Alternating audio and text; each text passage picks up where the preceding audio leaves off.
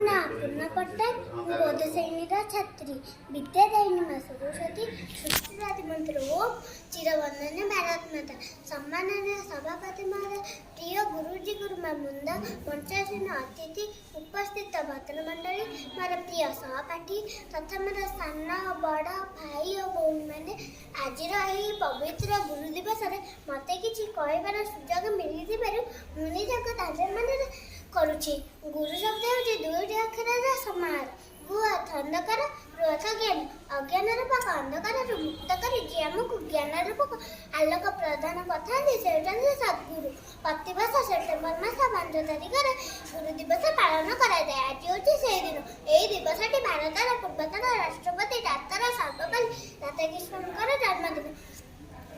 ସେ 1888 ମସିହା ସେପ୍ଟେମ୍ବର ମାସ 5 ତାରିଖରେ ତାମିଲନାଡୁରେ ଜନ୍ମଗ୍ରହଣ କରିଥିଲେ। ମାନ୍ଦ୍ରାଜ ନିକଟବର୍ତ୍ତୀ ସର୍ବପଲ୍ଲୀ ସେହି ଗାଁରେ ଗୋଟିଏ ଗରିବ ବାଳକର ଜନ୍ମଦିନ। ଆଜି ବିଶ୍ୱ ଇତିହାସରେ ଗୁରୁ ଦିବସ। ସେ ପୁଅ ବୀରସ୍ୱାମୀ ପୁରୋହିତଙ୍କ ପୁଅ। ବିଶ୍ୱର ସର୍ବଶ୍ରେଷ୍ଠ ଦାର୍ଶନିକ। ଭାରତ ମାଟି ହିଁ ଗୁରୁ ମାଟି। ଗୁରୁ ମାଟିର ଗୁରୁ ରାଧାକୃଷ୍ଣ। ପୁରୋହିତ ବାପା ରାଧାକୃଷ୍ଣଙ୍କୁ ପାଠ ପଢ଼ାଇ ପାରିଲେ ନାହିଁ। ତୁଳସୀ ଦୁଇ ପତ୍ରରୁ ବସେ। ପିଲାଦିନରୁ ତାଙ୍କ ସାଙ୍ଗ ସାଥୀ ଶିକ୍ଷକମାନେ ବହୁତ ଭଲ ପାଉଥିଲେ। ବିଏ ପରୀକ୍ଷାରେ ଟପ୍ପର ହେଲେ। ପିଲାଦିନେ ଯିଏ ପାଠ ପଢ଼ିବାର ରାହା ପାଉନଥିଲେ ସେ ପିଲାମାନଙ୍କୁ ପାଠ ପଢ଼ିବାର ରାହା ଦେଲେ। ଏଥିପାଇଁ ଦୃଢ଼ ମନୋବଳ ଦରକାର, ସାଧନା ଦରକାର। ସେ ଶିଶୁ ପରି ସରଳ କିନ୍ତୁ ପଦର ପରି କଠୋର।